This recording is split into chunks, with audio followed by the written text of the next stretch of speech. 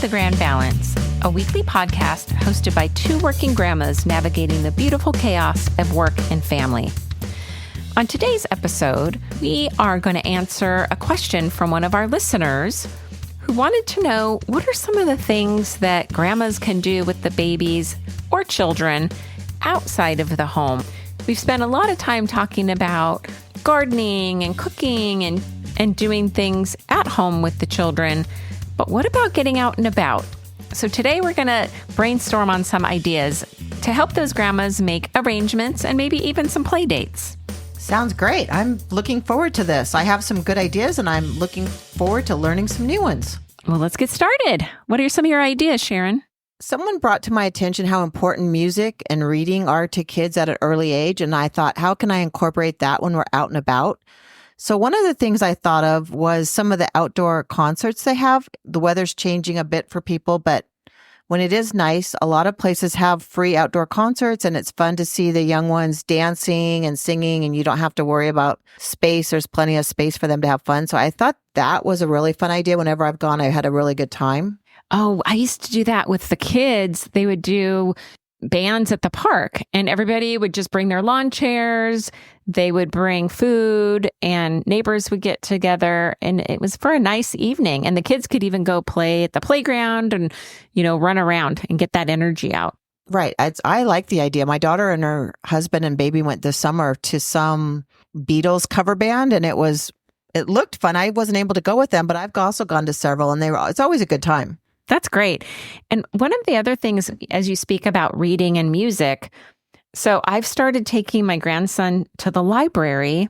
They have events for different age groups, and he's little, so it's the toddler event, and they do story time, and they have themes. So last week was superhero stories, and the little kids will sit down, listen to the stories from a really animated librarian. And then they have play areas for the children. It's private. They don't open up the library to the general public until later in the day. So it's earlier in the morning, like 10 to noon. And then they have play areas so the kids can just roam around and play with each other. Grandparents and or parents can chat. Nannies are sometimes there that I've met. They can get to know each other. And then the librarian makes these giveaways, I guess, of little activities that you can take home and do with the children as well. And so they not only have it for little kids, but they have it for olders as well to encourage reading. And then they also do songs. They usually have like 3 or 4 songs that they sing with the little kids. And it's such a great experience and get them to, get to interact with other kids and learn about the library. Well, and it gives the parents or the grandparents an opportunity to socialize if they want to as well. I had no idea the library did so much, and all of this is free. But until my granddaughter came along, I remember going to like story time at the library with my kids, but they've like kind of pumped it up and they have all kinds of activities and crafts. And I know this week the one I saw was the handprint and the footprint to make Halloween decorations, which I thought was pretty cute. Yeah, they're really doing, I think, a lot more to entertain the children and the parents and maybe give them a break. I mean, I loved the idea of taking something home so you didn't have to be the creative one. Well, and it gives you good ideas of things you can do at home too. But yeah, I had no idea the libraries had come so far and what a great idea. Hopefully it's that way throughout the country, but I feel like it probably is. I think so. The other thing is as we're talking about free events, a lot of times we're on a budget or we just don't want to spend money because we have other things we need to spend it on. Having a day at the bay, well, here in California, we have bays. So maybe a day at the bay, get some other grandparents to join you with their grandkids. You can bring lunch, things like that. Very similar to the park idea. And I don't know if they do this in other states or other cities, but here in San Diego, October is free for kids for all the museums, the zoo, the aquariums. Even the amusement parks. Legoland is included, right? So, oh my gosh. All you out of town people, if you want to come to Legoland in October, kids are free, which I had no idea. There's a list of like 25 different things that are free throughout the county for all ages of children. Right. And so even if you are on a budget, only having to pay for maybe the adult, and take the grandkids, especially the zoo, depending on the age of the kids. They can only last a few hours anyway. You could plan multiple days throughout October and hit the zoo for free. Yeah, I had no idea all this was going on until I got back into being around little kids, and there's so much out there to do, which is pretty exciting.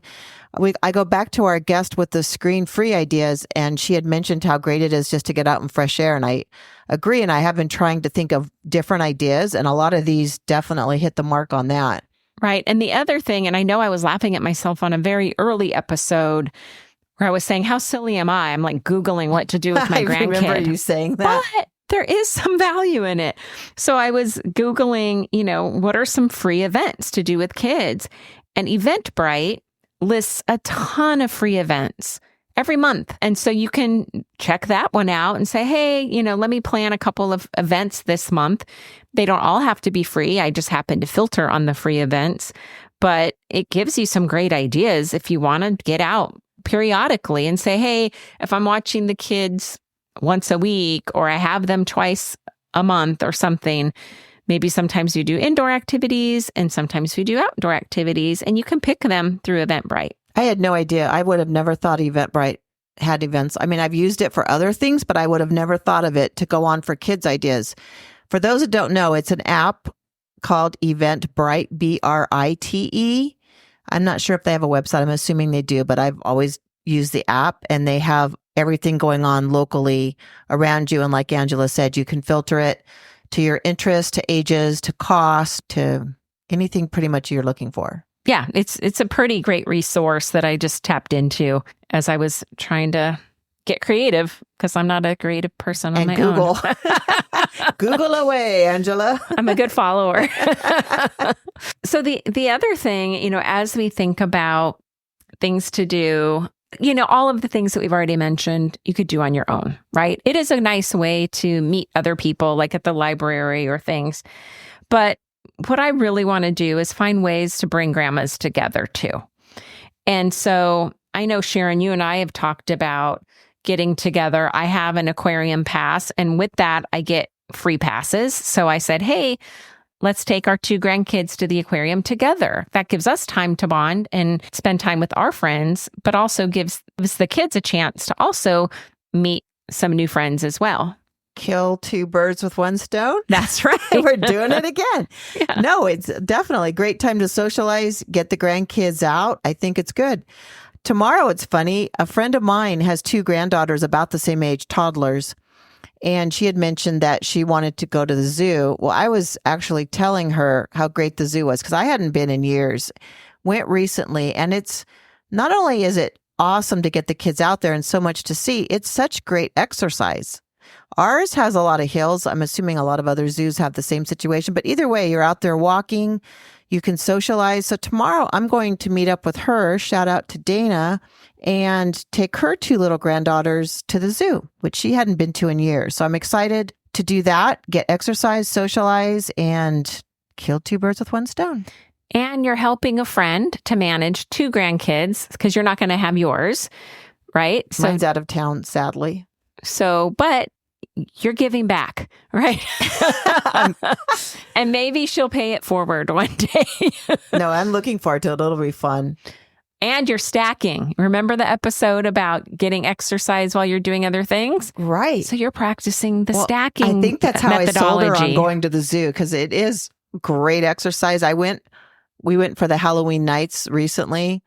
Those hills, my calves were showing it the next day. And I thought, ooh, I definitely got some exercise because I can feel it in my calves today. There we go. That's awesome. Speaking of teaming up, we're coming into the holidays.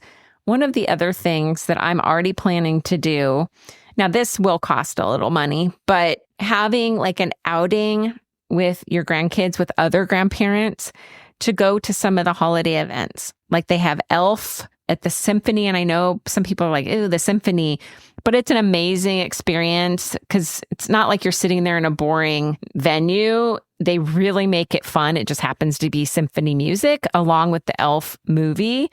But great exposure to music too. We're just talking about music. Of course. Yeah. Let's, when you want to get your kids to be more culturally. Thank you. Cultured. Let's bring our grandkids more culture.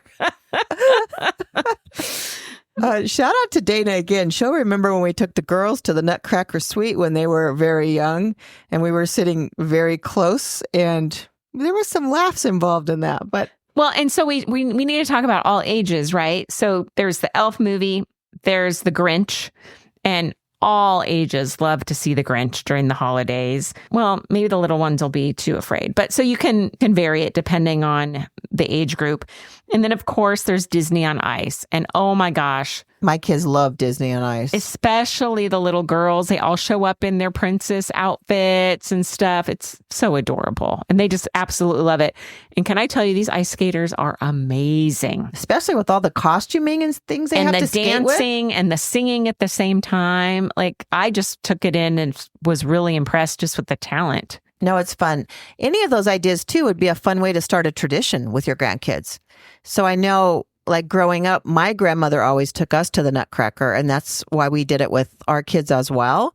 But it would be a way for us as grandmas to start new traditions with our grandchildren. That's a great idea.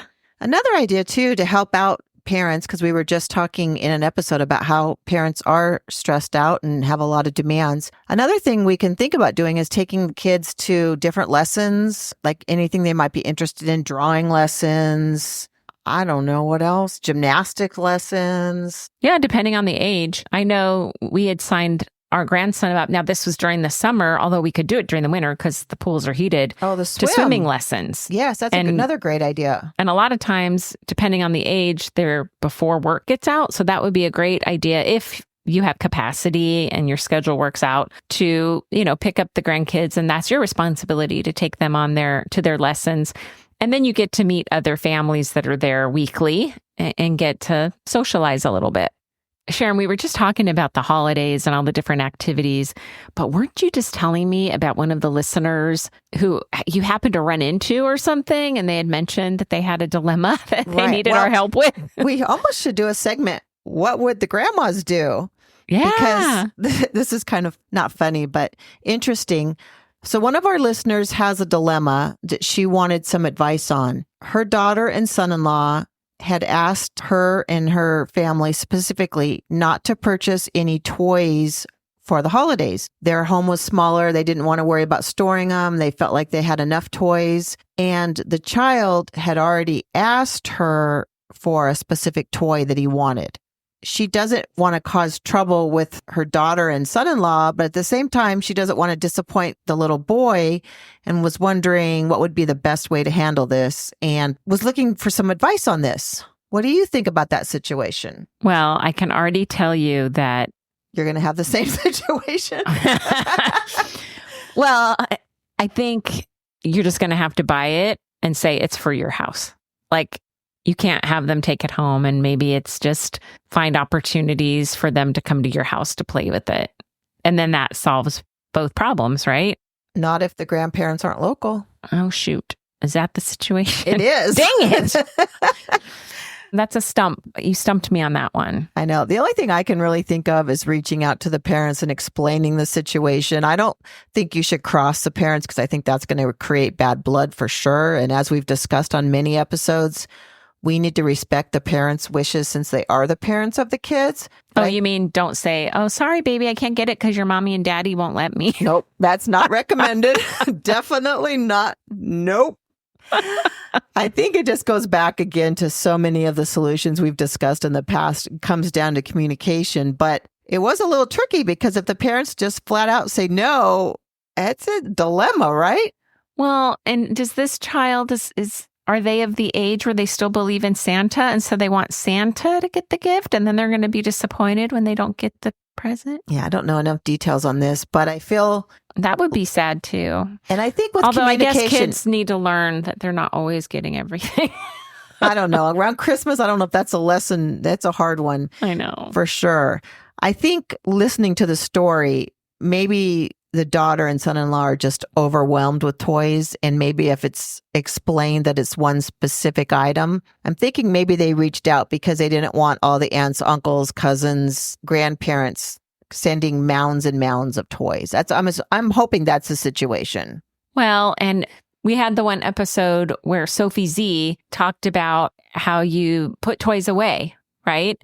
So I wonder if this, when you speak to the family or the daughter, just say, hey, if you don't want that many toys, why don't you start storing them and I'll take some of them? Or maybe they're outgrown anyway. Maybe it's time for a purge. Right. And make room for the new toy. We might need more details to completely solve this dilemma, but it was something well, I you hadn't can't thought bring it of, up if you don't have all the details.